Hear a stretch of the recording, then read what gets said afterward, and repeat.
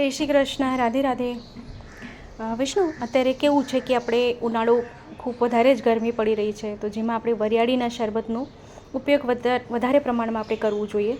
ને આપણે શ્રી પ્રભુને રોજ પનો આવે છે, ઠાકોરજીને રોજ પનો હવે ચાલુ થશે ધરવાના, તો આપણે જો વરિયાળીનું શરબત બી આપણે પ્રભુને ખૂબ રૂચે, તો એના માટે કેવું છે કે રોજ રોજ આપણે વરિયાળી પીસવી, તો એના સાથે કેવી રીતે કે વરિયાળીનું પ્રીમિક્સ, વરિયાળી શરબતનું આપણે પ્રીમિક્સ જો બનાવી લઈએ, તો ઇન્સ્ટન્ટ આપણે શ્રી પ્રભુ માટે શરબત એનું એટલે વરિયાળીનું પણ આપણે સરખી રીતે સિદ્ધ કરી શકાય. તો પહેલાં વરિયાળી અને સાકર, એક કટોરી વરિયાળી અને એક કટોરી સાકર, બે સરખા માપમાં લઈ લેવાના.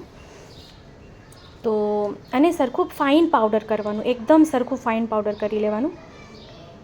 અને એને શું કરવાનું, એકસાથે બધું પીસી લેવાનું, વરિયાળી અને સાકર એટલે ખાંડને. હા, એની જગ્યાએ આપ મિશ્રીનો ઉપયોગ જો કરવો હોય તો કરી શકો છો. તો મિશ્રીનો ઉપયોગ જો કરો તો એનું પ્રમાણ વધારે લેવાનું મિશ્રીનું. એક કટોરી જો વરિયાળી હોય તો 1.5 કટોરી મિશ્રીનો ઉપયોગ કરવાનો, બરાબર. તો હવે અડધું પહેલાં પીસી લીધું ને અડધું ફરીથી પીસી લઈએ, કારણ કે આ ઇન્સ્ટન્ટ છે, આપણે ઝડપથી આ શરબત સિદ્ધ કરી શકાય. આવી રીતે આપણે જો પ્રેમેક્સ બનાવીને તૈયાર રાખી લઈએ, ડબ્બામાં ભરીને રાખી લઈએ ને, તો આપણે રોજ આપણે શ્રી પ્રભુને આ શરબત બનાવીને સિદ્ધ કરીને આપણે પ્રભુને ભોગ ધરી શકીએ છીએ. તો આ પેલી ઝીણી એકદમ બારીક વરિયાળી આપણે કહીએ જે લખનવી વરિયાળી આવે છે ને, એ વરિયાળી લેવાની. ઓલી જાડી મોટી વરિયાળી આવે ને એ નહીં લેવાની, એ ધ્યાન રાખવાનું. તો આવી રીતે ફાઇન પાવડર કરવાનું. હવે પાવડર આમાં ઘણી વાર એવું થાય કે એમાં કણી રહી જતી હોય, વરિયાળી સરખી પીસાય નહીં, એને ચાળી લેવાનું તો એટલે કણી નીકળી જાય.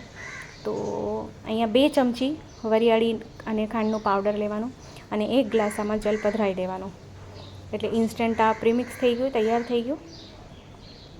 અને 1 ગ્લાસ આમાં જલ પધરાવીને એને સરખું મિક્સ કરી લેવાનું. અને આમાં 2 થી 3 ટીપા ખાલી લીંબુનો રસ આમાં પધરાવી દેવાનો. આમાં બરાસ કપૂર કે એલચી કે કાંઈ બીજું પધરાવવાની જરૂરત નથી. તો જો આવી વરિયાળી આપણે લઈએ તો એનો કલર આવી રીતે એકદમ લીલો, એકદમ સુંદર આવે એનો કલર.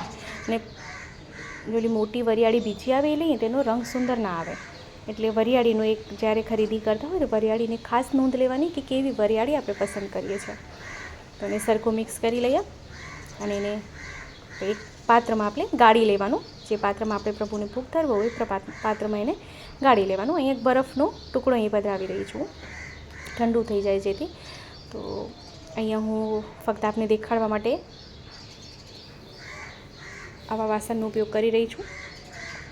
તો આવી રીતે એક એરટાઇટ ડબ્બો લઈ લેવાનો, કાચનો છે કે પ્લાસ્ટિકનો છે, પણ એરટાઇટ રાખવો જોઈએ. એમાં ભરીને આપ સ્ટોર કરી શકો છો. ફ્રીજમાં રાખો કે બહાર રાખો, એમાં કંઈ જ વાંધો નહીં. બહાર બી રાખશો તો બી કંઈ વાંધો નહીં, ફ્રીજમાં રાખો તો બી કંઈ વાંધો નહીં. આપ કોઈ બી રીતે એને સ્ટોર કરી શકો છો.